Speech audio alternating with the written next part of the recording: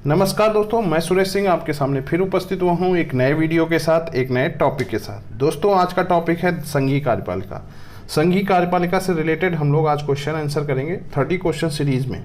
ठीक है दोस्तों, चलिए फिर स्टार्ट करते हैं। स्टार्ट करने से पहले आपको बेसिक जानकारी देते हैं, ये है star education channel.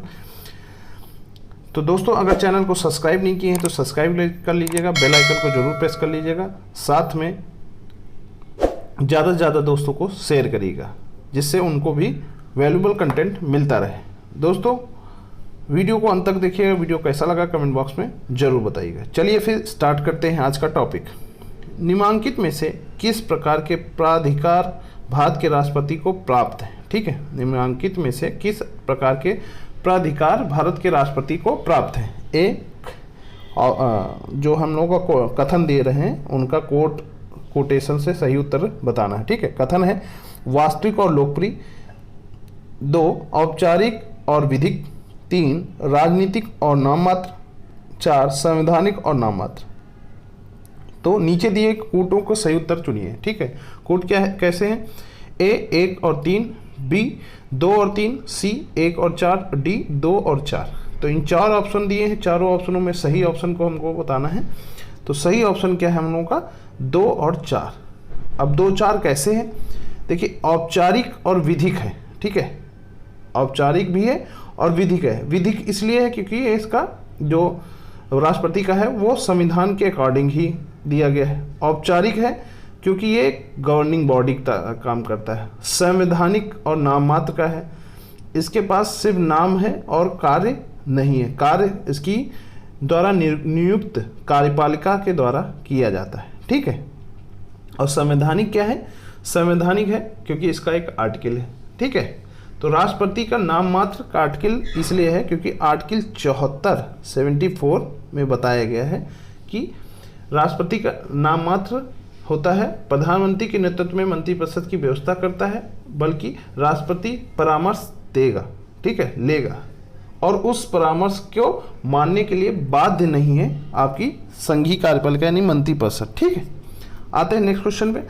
Next question है संविधान के निम्नलिखित अनुच्छेदों में से किस एक के अंतर्गत संघ की कार्यपालिका शक्ति राष्ट्रपति में निहित है? संघ की कार्यपालिका शक्ति राष्ट्रपति में निहित है, ये किस आर्टिकल के अंतर्गत है? ठीक है, ए ऑप्शन है अनुच्छेद 51, बी है अनुच्छेद 52, सी है अनुच्छेद 53 और डी है अनुच्छेद 54। तो इन 4 ऑप्शन दिए हैं, इन चारों ऑप्शनों में सही ऑप्शन को ढूंढना है। सही ऑप्शन है हमारा अनुच्छेद 53।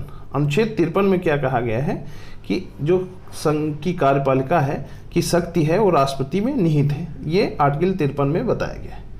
अब आर्टिकल 53 में तो ये बताया गया है, लेकिन आर्टिकल 51 में क्या बताया गया है ये जान लेते हैं।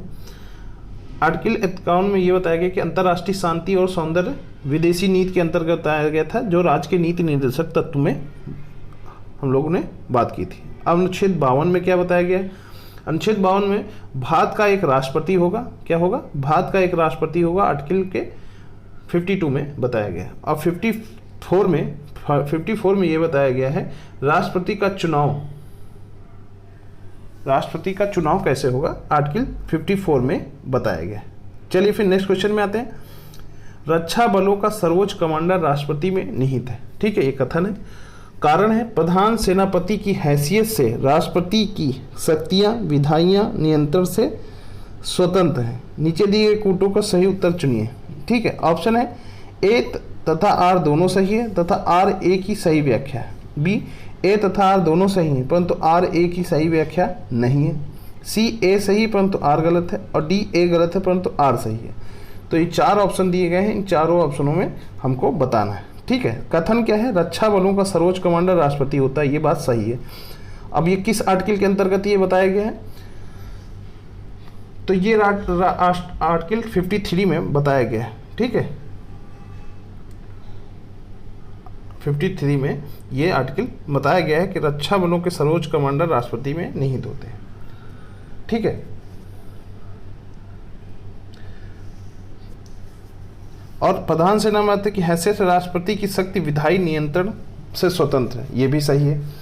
तो ये हैसियत से राष्ट्रपति की शक्ति जो है विधायी नियंत्रण से शक्ति, अगर जो संसद के द्वारा अगर कोई विधायी बनाई जाती है उससे ये फ्री है। ठीक है, तो इन दोनों का कथन और कारण दोनों एक दूसरे के सत्य हैं। तो इसका विकल्प कौन सा सही होगा? विकल्प सही है ए सही है, ठीक है, परंतु आर गलत है। ठीक है, तो सेनापति हैसियत राष्ट्रपति की शक्तियां विधायी नियंत्रण से स्वतंत्र नहीं है। क्यों नहीं है? क्योंकि विधायी शक्तियां से कंट्रोल किया जा सकता है राष्ट्रपति की शक्तियां। ठीक है, नेक्स्ट क्वेश्चन में आते हैं।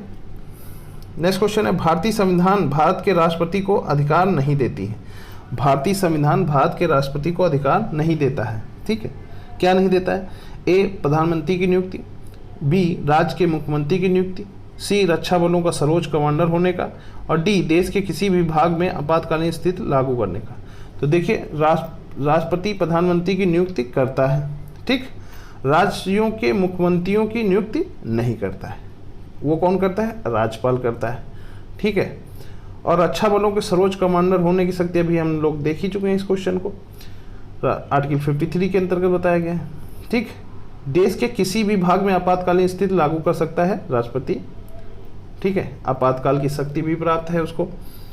तो इसका सही विकल्प क्या है? सही विकल्प है हमारा राज्यों की मुख्यमंत्री की नियुक्ति नहीं करता है। कौन करता है? राज्यपाल करता है। ठीक, अच्छा, ये राज्यपाल करता है, लेकिन प्रधानमंत्री की नियुक्ति कौन करता है? राष्ट्रपति। किस आर्टिकल के अंतर्गत? ये 74 के अंतर्गत करता है। 74 के अंतर्गत, आर्टिकल 74 के अंतर्गत करता है। और राज्यपाल जो मुख्यमंत्री की नियुक्ति करता है वो किसके आर्टिकल 164 के अंतर्गत राज्यपाल राज्यों के मुख्यमंत्री की नियुक्ति करता है। ठीक है, और रक्षा बलों के सर्वोच्च कमांडर आर्टिकल 53 के अंतर्गत राष्ट्रपति के पास है। ठीक है, और देश के किसी भी भाग में आपातकालीन शक्ति लगा सकता है। ये शक्ति आर्टिकल 52, 352, 356 और 360 की स्थिति में है। 360 जो है वित्तीय आपातकाल लगाने के हैं। 356 ये है आपका सशस्त्र विद्रोह कंडीशन में राज्यों में किसी भी क्षेत्र में लगा सकता है, और 352 राष्ट्रीय आपातकाल लगा सकता है पूरे देश में। ठीक है, आते हैं नेक्स्ट क्वेश्चन में। नेक्स्ट क्वेश्चन है, राष्ट्रपति संसद का भाग है। ठीक है, कथन है, और कारण क्या है? संसद के दोनों सदनों द्वारा पारित विधेयक बिना राष्ट्रपति की स्वीकृति के कानून नहीं बना सकता। ठीक है, संसद के दोनों सदनों द्वारा पारित विधेयक बिना राष्ट्रपति की स्वीकृति के कानून नहीं बना सकता। ठीक है, तो देखिए, राष्ट्रपति संसद का भाग है, ये बात सत्य है। किस आर्टिकल के तहत? 79 आर्टिकल के तहत संसद का जो गठन है वो लोकसभा, ठीक है, राज्यसभा और प्लस आपके राष्ट्रपति के द्वारा, 3 लोगों के द्वारा सदन का गठन होता है। किसका? संसद का जो गठन होता है वो आर्टिकल 79 के तहत लोकसभा, राज्यसभा और राष्ट्रपति के तहत। तो ये पहला कथन तो सही है। अब आते हैं कारण में। संसद के दोनों सदनों द्वारा पारित विधेयक। ठीक है, तो विधेयक जो है, जैसे कोई विधेयक बनता है तो वो कैसे बनता है? देखिए, लोकसभा में पास होता है, राज्यसभा में पास होता है।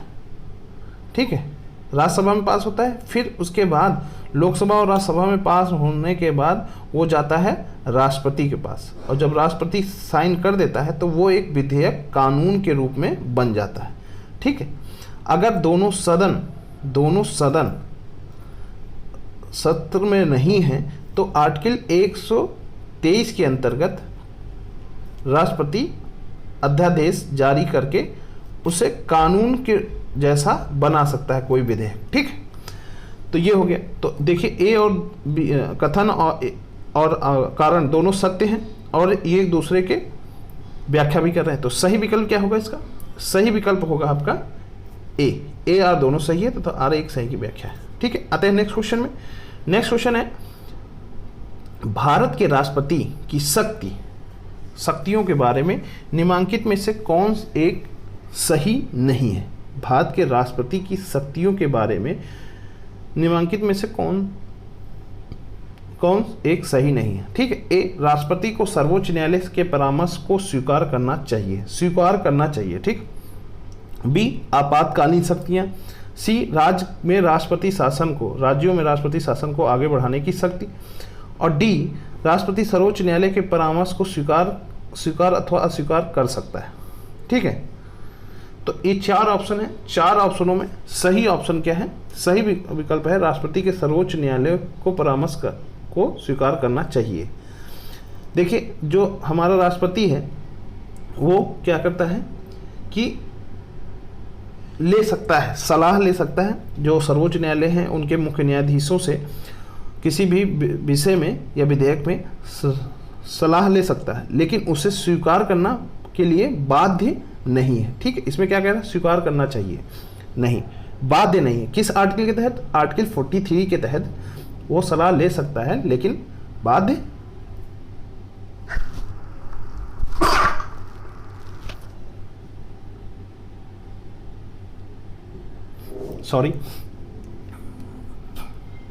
बाध्य नहीं है। ठीक है, तो आर्टिकल 43 की तरह स्वीकार करने के लिए बाध्य नहीं है। अब आपातकालीन स्थिति में हमारे आपातकालीन शक्ति की प्राप्ति है उनको 352, 356 और 360 के अंतर्गत। ठीक है, और राज्यों में राष्ट्रपति शासन को आगे बढ़ाने की शक्ति भी उसको प्राप्त है। किसको? राष्ट्रपति को।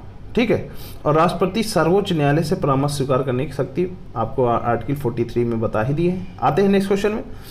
नेक्स्ट क्वेश्चन है, संघ की कार्यपालिका शक्तियां भारत के राष्ट्रपति में निहित है। संघ की कार्यपालिका की शक्तियां राष्ट्रपति में निहित है। यह है कथन। कारण क्या है? कार्यपालिका शक्तियां सरकार का व्यवसाय चलाने से संबंधित है। ठीक है, तो संघ की कार्यपालिका शक्तियां भारत के राष्ट्रपति में निहित है, यह बात सत्य है। और कार्यपालिका शक्तियां सरकार का व्यवसाय चलाने से संबंधित है। कार्यपालिका जो शक्तियां होती हैं वो सरकार की व्यवसाय, यानी सरकार द्वारा जो देश को चलाने के लिए व्यवसाय करती है, एक तरह से व्यवसाय ही हुआ, उसे चलाने की संबंधित है। ठीक है, तो इसका जो संघ की कार्यपालिका की शक्ति जो है वो किसके अंतर्गत है? वो आर्टिकल 53 के अंतर्गत है। आर्टिकल 53 के अंतर्गत है। ठीक है, तो ये कथन और कारण तो सही है, लेकिन एक दूसरे की व्याख्या नहीं कर रहे हैं। क्यों? राष्ट्रपति में निहित होने का मतलब ये नहीं है कि वही चलाता है। ठीक है, चलाता कौन है? मंत्रिपरिषद और प्रधानमंत्री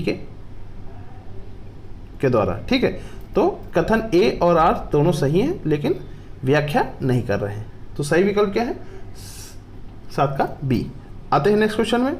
आपातकाल में किस राज्य विधानसभा की अवधि बढ़ाई जा सकती है? आपातकाल में किसी राज्य विधानसभा की अवधि बढ़ाई जा सकती है। राष्ट्रपति द्वारा, बी संसद द्वारा, सी राज्य के राज्यपाल द्वारा, डी राज्य विधानमंडल द्वारा। तो ये 4 ऑप्शन है, चारों ऑप्शनों में सही ऑप्शन बताना है। सही ऑप्शन है संसद द्वारा। ठीक है, क्या है? संसद द्वारा। तो आर्टिकल 356 के द्वारा, आर्टिकल 356 के द्वारा क्या है? आर्टिकल के अंदर संसद स्वीकार ले। ठीक है, संसद द्वारा आर्टिकल 356 द्वारा संसद अगर अनुमोदित करता है तब राष्ट्रपति उसको बढ़ा सकता है अवधि। ठीक है, कब तक? मैक्सिमम 6 माह तक। ठीक है, 6 माह तक, 6 माह तक, और मैक्सिमम 3 वर्ष तक। 6 माह के बाद उसे हर बार अनुमोदन करना पड़ेगा और वो 3 वर्ष तक ऐसा कर सकता है। ठीक है, चलिए आते हैं नेक्स्ट क्वेश्चन में। राष्ट्रपति के निर्वाचन में राज्य का मुख्यमंत्री मतदान करने के लिए पात्र नहीं होता है। राष्ट्रपति के निर्वाचन में राज्य का मुख्यमंत्री मतदान करने के लिए पात्र नहीं होता। ठीक है, ऑप्शन ए वह स्वयं प्रत्याशी होता है, बी उसे राज्य विधानमंडल के निचले सदन में अपना बहुमत सिद्ध करना शेष हो, सी वह राज्य विधानमंडल में उच्च सदन का सदस्य हो, डी वह राज्य विधानमंडल में निम्न सदन का सदस्य हो। तो 4 ऑप्शन है, चारों ऑप्शनों में सही ऑप्शन ढूंढना है। तो सही ऑप्शन क्या है इसका? राज्य विधानमंडल को उच्च सदन का सदस्य हो। ठीक है, अब जैसे क्या है, राष्ट्रपति का निर्वाचन कौन कौन कर सकता है? राष्ट्रपति का निर्वाचन आर्टिकल 54 में दिया गया है। ठीक है, आर्टिकल 54 में दिया गया है। कौन कौन उसमें पार्टी से मतदान कर सकते हैं? मतदान कर सकते हैं संसद के दोनों सदन, संसद के दोनों सदन के निर्वाचित सदस्य, संसद के दोनों सदनों के निर्वाचित सदस्य। ठीक, पहला। दूसरा, राज्य विधानसभाओं के निर्वाचित सदस्य, राज्य विधानसभाओं के निर्वाचित सदस्य। तीसरा, केंद्र शासित दिल्ली व पांडुचेरी के विधानसभाओं के निर्वाचित सदस्य। ठीक, विधानसभा के निर्वाचित सदस्य यानी निम्न सदन के निर्वाचित सदस्य। ठीक है, ये जो दिल्ली और पांडुचेरी जोड़ा गया है, केंद्र शासित प्रदेश बाद में जोड़ा गया था 17वें संविधान संशोधन 1992 में। ठीक है, तो उच्च सदन यानी विधान परिषद की बात बता रहा है, तो विधान परिषद का सदस्य हो तो वो वोट नहीं कर सकता। ठीक, बाकी लोग सभी वोट कर सकते हैं। आते हैं नेक्स्ट क्वेश्चन में। भारत में राष्ट्रपति के चुनाव के लिए चुनाव मंडल के सदस्य होते हैं। ठीक है, अभी हम आपको बता चुके हैं लेकिन फिर से दोहरा लेते हैं। आर्टिकल 54 के द्वारा क्या बताया जा रहा है कि लोकसभा के चुने हुए सदस्य, ठीक, और राज्यसभा के निर्वाचित सदस्य यानी चुने हुए सदस्य, और राज्य विधानसभा के चुने हुए सदस्य, ठीक, ये 3 क्या है, चुनाव मंडल में सदस्य हैं जो निर्वाचित हो सकते हैं। राज्य विधान परिषद के चुने हुए सदस्य जो यानी विधान परिषद के जो सदस्य हैं वो वोट नहीं कर सकते। तो इसका सही विकल्प क्या होगा, 1, 2, 3 यानी सी। ठीक है, तो 10 का कौन सा आंसर सही है, सी। आते हैं नेक्स्ट क्वेश्चन में।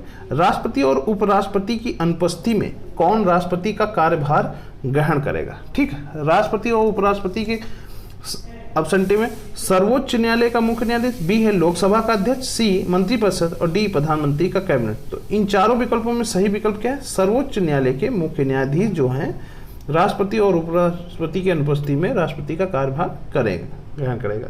किस आर्टिकल के अंतर्गत, आर्टिकल 62 के तहत, आर्टिकल 62 के तहत ये पद ग्रहण करेंगे। आते हैं नेक्स्ट क्वेश्चन में। भारतीय राष्ट्रपति के विषय में निम्नलिखित कथनों पर विचार कीजिए। पहला है, उससे भारत का जन्म से नागरिक होना चाहिए। दूसरा, उसे 35 वर्ष की उम्र पूरी कर लेनी चाहिए। तीसरा, उसे संसद का सदस्य निर्वाचित होने की योग्यता रखनी चाहिए। तो इन 3 ऑप्शन दिए हैं, 3 कथन दिए हैं। 3 कथनों में इनमें कूट बताना है। ए कह रहा है 1 सही है, बी कह रहा है 2 सही है, सी कह रहा है 1 और 2 सही है, और डी कह रहा है 1 और 3 सही है। तो देखिए 12 का जो क्वेश्चन है उस पर हम लोग व्याख्या करते हैं।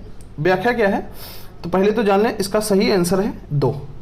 क्यों, उसे 35 वर्ष की उम्र पूरी कर लेनी चाहिए। ठीक है, ये तो ठीक है, लेकिन राष्ट्रपति के पद की योग्यता क्या होती है, आर्टिकल 52 में बताया गया है। आर्टिकल 52 में ये बताया गया है कि वो भारत का नागरिक हो। ठीक है, उसे भारत का जन्म से नागरिक होना जरूरी नहीं है, वो भारत का नागरिक हो। ठीक है, पहली चीज। दूसरा, अन्य लाभ का पद धारण न करा हो। ठीक,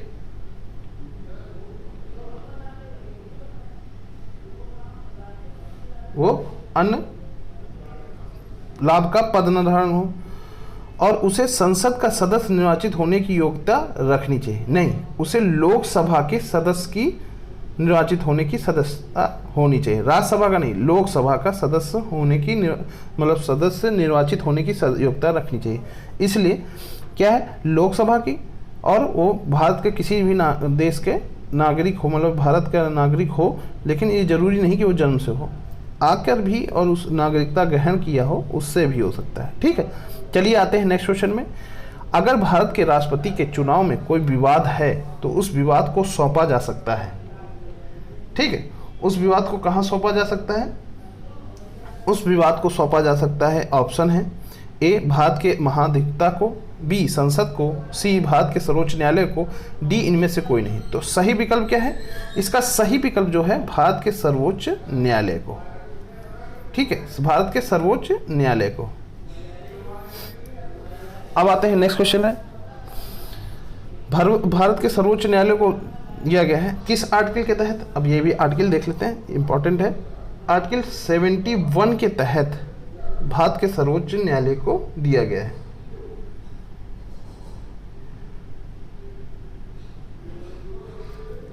आते हैं नेक्स्ट क्वेश्चन में। राष्ट्रपति के उम्मीदवार के लिए क्या आवश्यक नहीं है। ठीक है, ए 35 वर्ष की आयु, बी पढ़ा लिखा हो, सी संसद का सदस्य चुने जाने की योग्यता रखता हो, डी देश का नागरिक हो।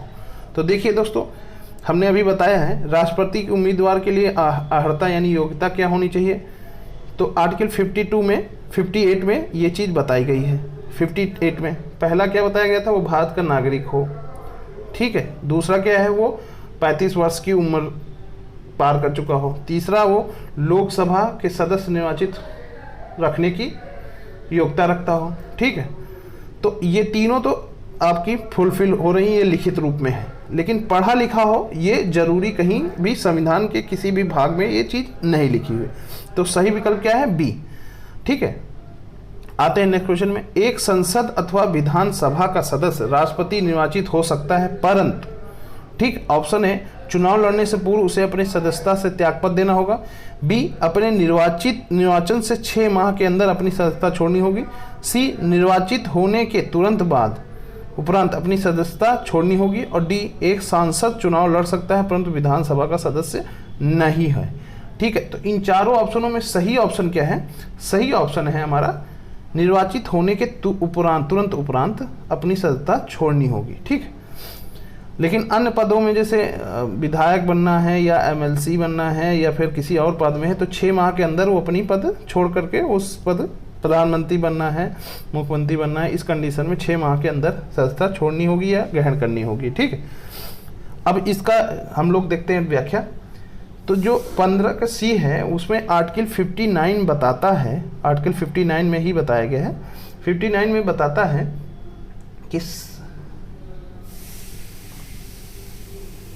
आर्टिकल 54,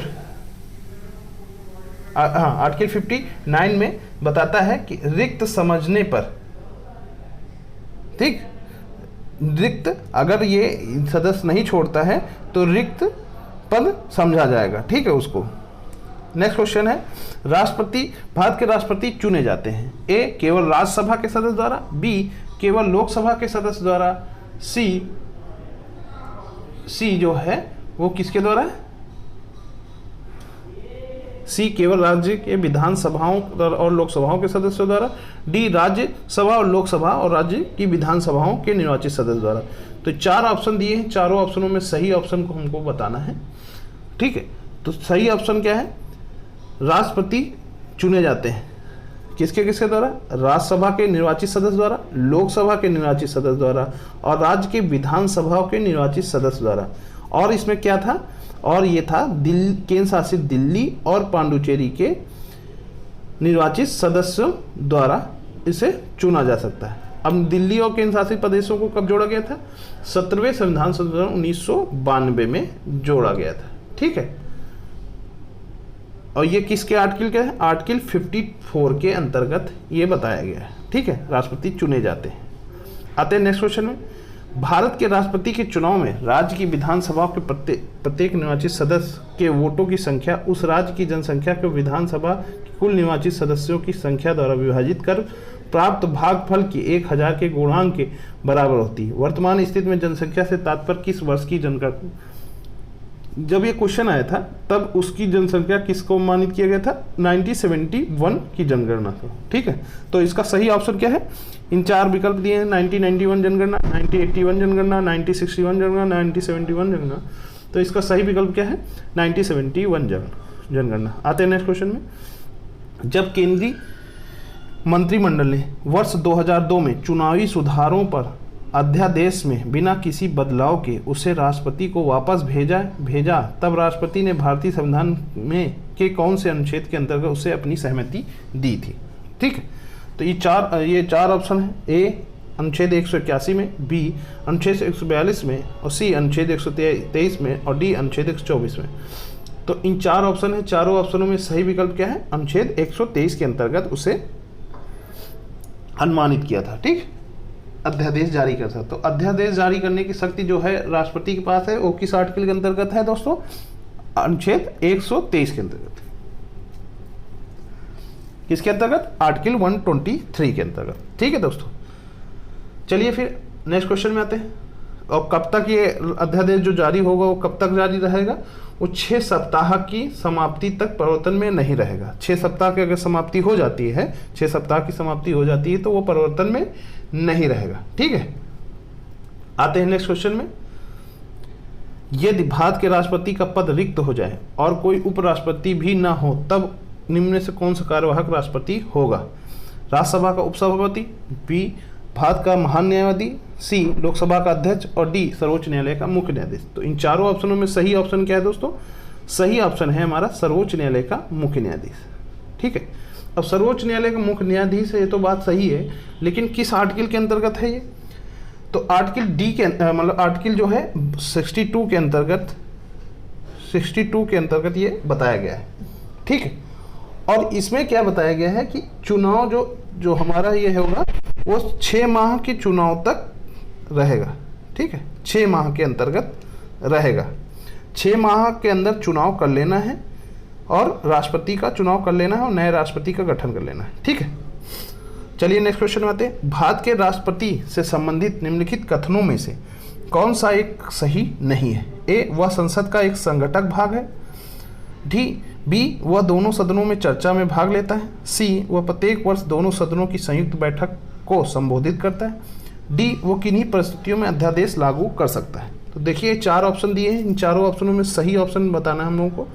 तो संगठक का भाग है, ये सत्य है। ठीक है, तो कौन से आर्टिकल के अंतर्गत ये संगठक का भाग है? ये आर्टिकल 85 के अंतर्गत। ठीक है, 79 के अंतर्गत क्या है? आर्टिकल 79 के अंतर्गत, 79 के अंतर्गत, सॉरी गलत हो जाता है, 79 के अंतर्गत ये जो है वो भारत के संगठक मतलब संसद का संगठक यानी राज्यसभा, लोकसभा और राष्ट्रपति, ये तीनों को मिला के संसद का गठन होता है। ठीक, दोनों सदनों में चर्चा में भाग लेता है, ये सत्य नहीं है। क्यों नहीं है? क्योंकि वो चर्चा में भाग नहीं लेता है। राष्ट्रपति चर्चा में, दोनों सदनों में चर्चाओं में भाग नहीं लेता है। वो दोनों सदनों को संयुक्त बैठा सकता है, वो भी आर्टिकल 85 के अंतर्गत।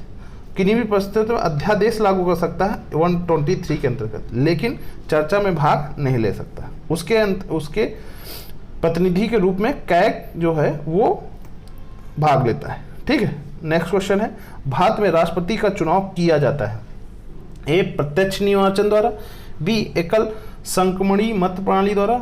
सी, अनुपातिक मत प्रणाली द्वारा। और डी, खुले बैलेट प्रणाली द्वारा। तो ये 4 ऑप्शन दिए हैं, इन चारों ऑप्शनों में सही ऑप्शन क्या है?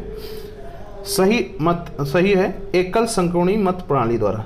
किस आर्टिकल के अंतर्गत? आर्टिकल जो 55 है 55, उसके अंतर्गत राष्ट्रपति का चुनाव एकल संक्रमणीय मत प्रणाली द्वारा होता है। इसका पूरा अगर देखा जाए तो अनुपातिक प्रतिनिधित्व पद्धति के अनुसार एकल संक्रमणीय मत प्रणाली द्वारा। ठीक है, लेकिन इसका सही जो है एकल संक्रमणीय मत प्रणाली द्वारा ही चुनाव होता है। अगर ये दोनों देखा जाए तो दोनों हैं, लेकिन इसका पूरा अगर प्रतिनिधित्व बोला जाए, अनुपातिक प्रतिनिधित्व, ये गलत है।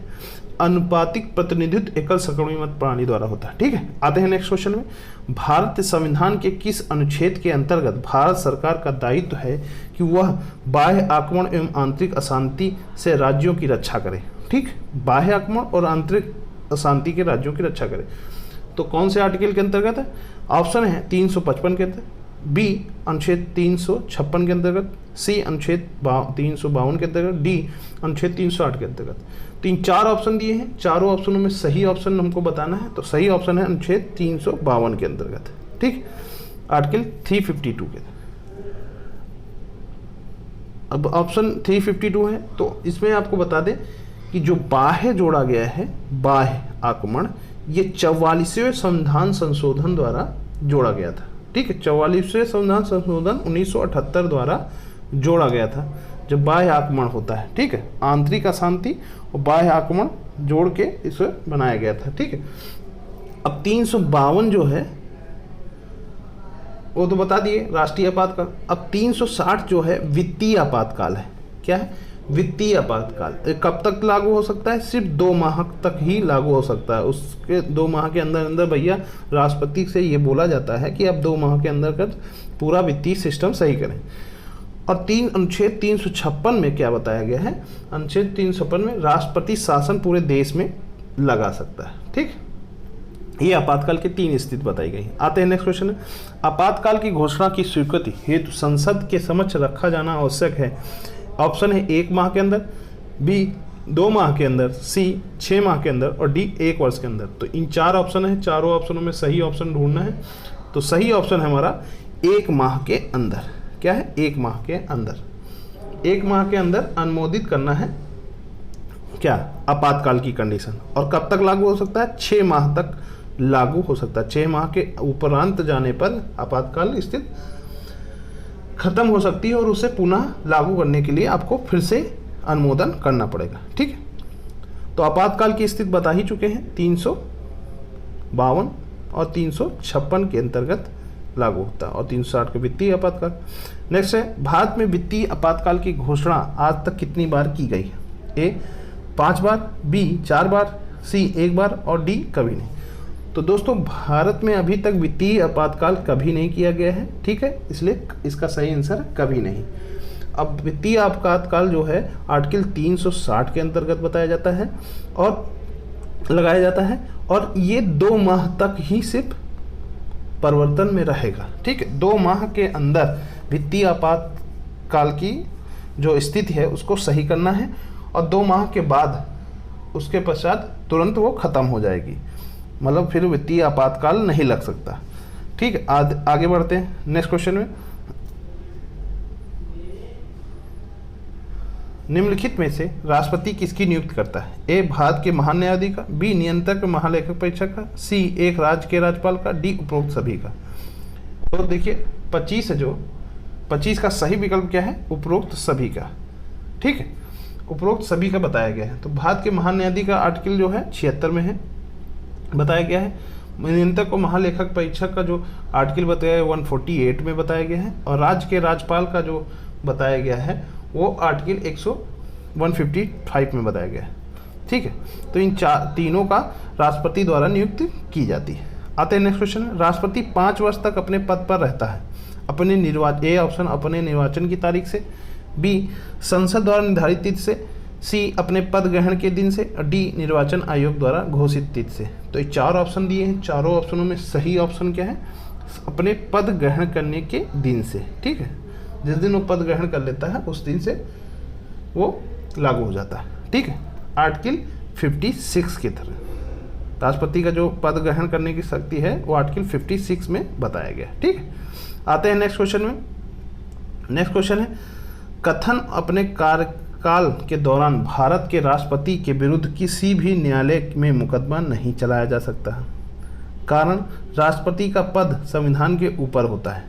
ठीक है, तो कथन बताया गया है कि अपने कार्यकाल के दौरान राष्ट्रपति विरुद्ध नहीं चलाया जा सकता है। ठीक, तो इसका सही विकल्प बताना है। ऑप्शन ए है, कथन और कारण दोनों सही है, कारण कथन दोनों स्पष्ट व्याख्या कर रहा है। बी है, कथन कारण दोनों सही परंतु संतुष्ट नहीं है।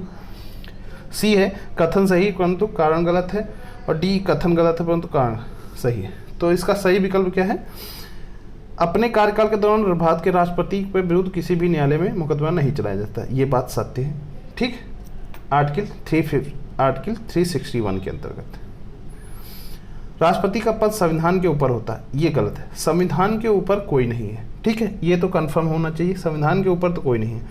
राष्ट्रपति का पद संविधान से ऊपर नहीं है। ठीक है, तो जब राष्ट्रपति संविधान के ऊपर नहीं तो ये तो गलत हो गया। तो सही क्या है, राष्ट्रपति के विरुद्ध किसी भी न्यायालय। तो इसका ही विकल्प क्या है, कथन सही परंतु कारण गलत है। आते हैं नेक्स्ट क्वेश्चन में। भारत के राष्ट्रपति को यह अधिकार नहीं प्राप्त है, भारत के राष्ट्रपति को यह अधिकार नहीं प्राप्त है कि वह ए क्षमादान करे, बी सर्वोच्च न्यायालय के न्यायाधीश को हटाए, सी आपातकाल की घोषणा करे, और डी अध्यादेश जारी करे। तो देखिए क्षमादान करने की शक्ति है राष्ट्रपति के पास। ठीक है, क्षमादान करने की शक्ति है आर्टिकल 72 के थ्रू, 72 के आर्टिकल 72 के अंतर्गत क्षमादान करने की शक्ति है राष्ट्रपति के पास। आपातकाल की घोषणा करने की शक्ति भी इतनी देर से पढ़ रहे हैं तो हम लोगों को पता ही चल चुका है कि आपातकाल की घोषणा कर सकता है 352, 356 और 360 के बीच। अब सर्वोच्च न्यायालय के न्यायाधीश को हटाया जा सकता है, अध्यादेश भी जारी कर सकता है। ठीक है, राष्ट्रपति 123 का सर्वोच्च न्यायालय के न्यायाधीश को हटाया नहीं जा सकता है राष्ट्रपति के द्वारा।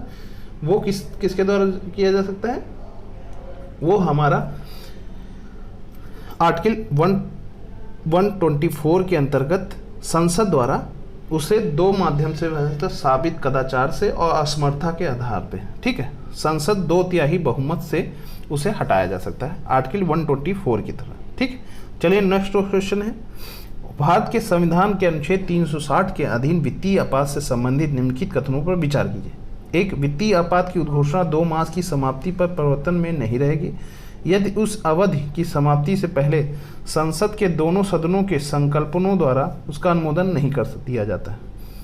2, यदि वित्तीय आपात प्रवर्तन में हो तो भारत का राष्ट्रपति संघ के कार्यकलाप के संबंध में सेवा करने वाले सभी या किसी वर्ग के व्यक्तियों के, परंतु जिनके अंतर्गत उच्चतम न्यायालय और उच्च न्यायालय के न्यायाधीश नहीं आते, वेतन और भत्ते में कमी करने के लिए निर्देश देने में सक्षम है।